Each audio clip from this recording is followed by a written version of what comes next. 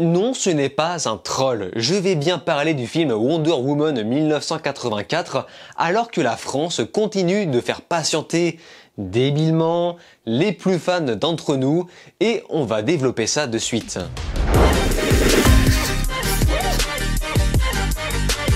Salut à tous, c'est Vince alias Amergame, et aujourd'hui Wonder Woman 2. Ou plutôt 1984. Et à l'encontre de beaucoup de gens, je ne crache pas sur le premier film. En effet, j'ai passé un très bon moment sur le premier Wonder Woman. Il y avait de l'ambiance, il y avait des anachronismes, un style très Zack Snyderesque, mais des scènes de combat intéressants, des idées intéressantes également. Et je ne pense pas développer plus car tout ce que je vais dire sur sa suite s'applique selon moi au premier film. C'est toujours écrit, en tout cas coécrit et réalisé par Patty Jenkins. Donc je rappelle que Patty Jenkins est surtout connue pour son film Monsters, que je vous recommande, c'est un très bon film, bien qu'un peu anxiogène sur les bords. Elle a été ensuite élue par les grandes élites d'Hollywood pour réaliser des grosses productions telles le premier film Wonder Woman, mais également le futur film Star Wars Rogue Squadron que j'attends, enfin je vous reporte directement sur ma vidéo consacrée à ça, ou encore Cléopâtre avec Gal Gadot. Alors, on ne change pas d'équipe qui gagne, donc au final elle n'a pas non plus beaucoup d'expérience, elle exécute un peu ce qu'on lui demande, elle a été choisie pour travailler sur tous ces gros blockbusters prétendus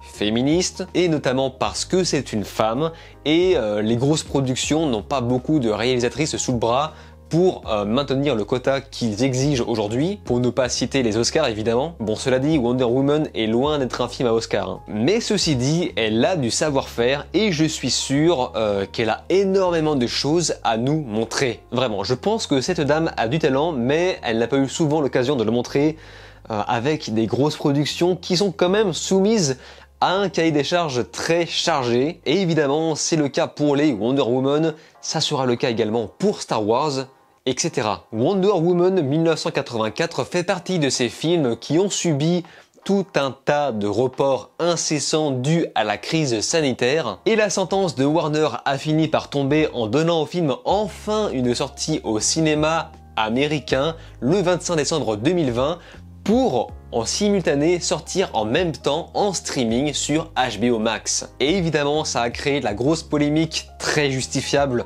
de Warner de tout foutre en streaming en simultané, et ce, les premières semaines, enfin le premier mois pour être précis. Ensuite, le film ne sera dispo qu'au cinéma, mais globalement, il n'y a plus cet effet wow, cet effet avant-première excitante, et forcément Denis Villeneuve est fâché pour son film Dune qui exige une sortie au cinéma classique, et il a raison, défendez votre travail messieurs les artistes. C'est le cas pour Nolan qui se défend aussi, et au final Dune aura le droit à sa sortie classique au cinéma pour l'année prochaine, donc tout est bien entre guillemets qui finit bien si seulement ça continue dans ce sens. Mais hélas, Patty Jenkins n'a pas eu son mot à dire, qui était formellement contre une sortie streaming de son film Wonder Woman 1984. Donc comme quoi la parole d'un artiste aura toujours moins de valeur que le pognon. Ils sont aux ordres du pognon! Alors cette suite subit ce triste sort, tandis que les Français auront le droit potentiellement à une sortie au cinéma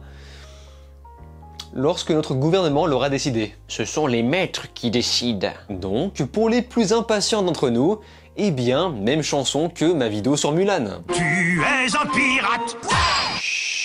Il s'agit bien évidemment de la suite de Wonder Woman, premier du nom, avec toujours Diana Prince, une Amazone connue pour être une super-héroïne sur Terre. Sauf que cette fois-ci, on va faire un très gros bond dans le temps en passant de la Première Guerre mondiale aux années 80, et elle devra faire face à un certain Max Lord qui a en quelque sorte le pouvoir d'exaucer les vœux des gens. Voilà, ça c'est vraiment pour résumer très brièvement. Et évidemment, Hollywood va profiter avec grande joie du personnage de Wonder Woman pour agripper le petit pourcentage de militantes féministes, histoire de grossir davantage le public, alors que finalement le côté féministe, que ce soit dans le premier ou au deuxième film, est loin d'être le propos principal du film. Enfin là, on va plus parler de la famille, de la volonté de soi, et notre identité aussi, ce qui fait ce que nous sommes, les choix qu'on va faire. Donc on va aborder quelques petits thèmes intéressants, et ça marche plutôt bien. Il y a des moments que j'ai trouvé assez émouvants, évidemment, je vais éviter d'entrer dans le spoil. Enfin par contre, je n'ai jamais été particulièrement fan de l'univers de Wonder Woman. Le fait de nous présenter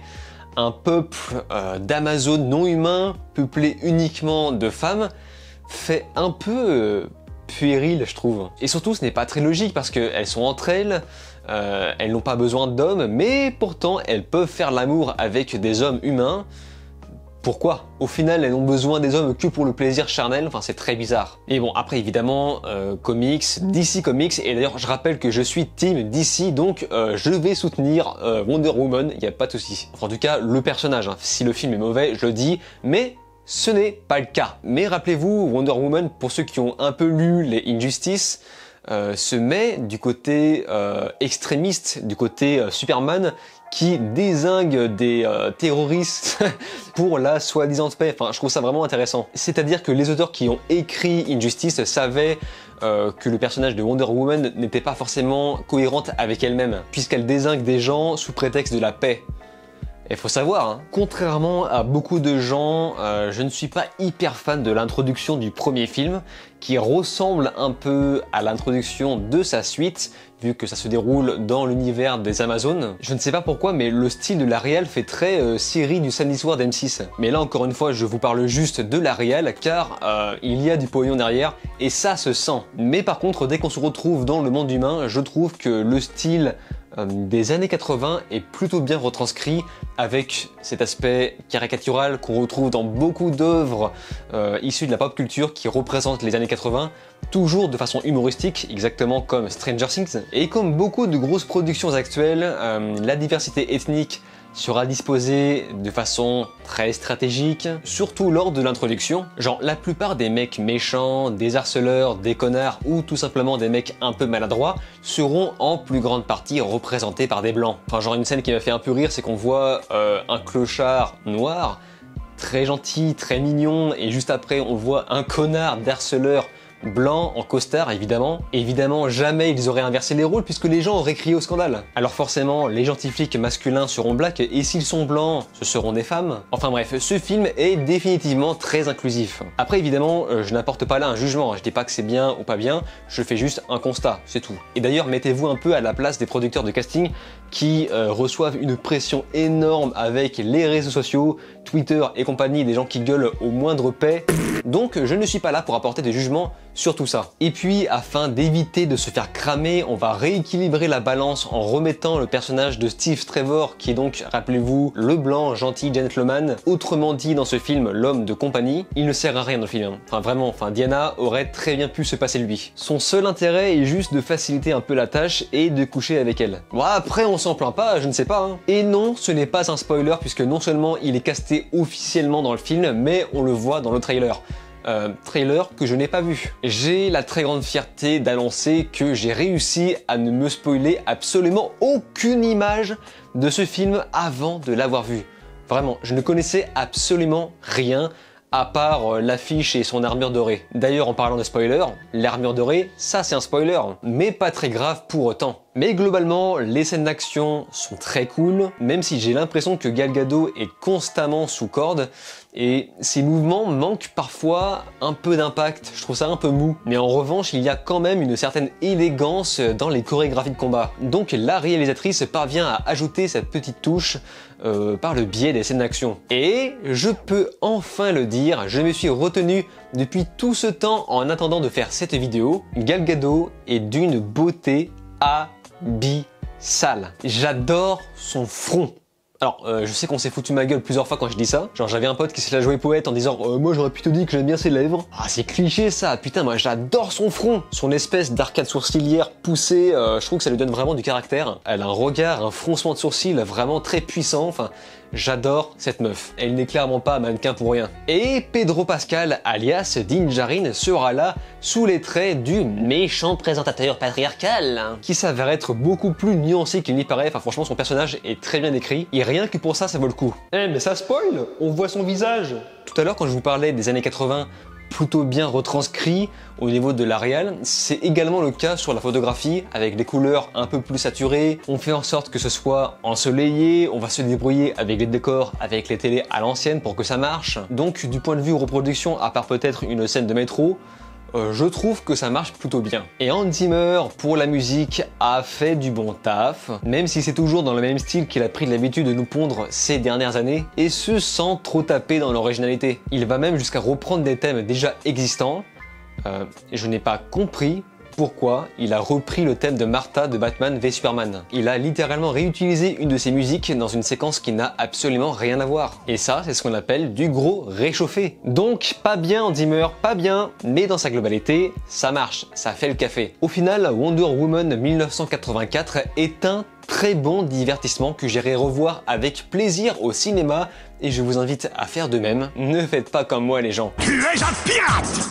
Le film est long et copieux, mais je n'ai absolument pas vu le temps passer, vraiment. Donc dès que ça sort, allez-y tête baissée, franchement n'hésitez pas. Le DCU a clairement de belles années devant lui avec ce genre de film. Après évidemment ça ne regarde que moi, évidemment c'était pas un film transcendant, mais on passe un bon moment, les objectifs sont remplis, et si c'est votre cas, si vous avez déjà vu le film ou si vous comptez le voir, donnez-moi votre avis dans les commentaires.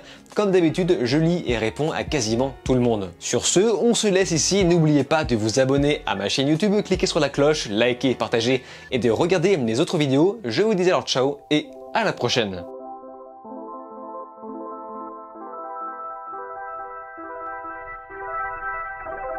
Thank you.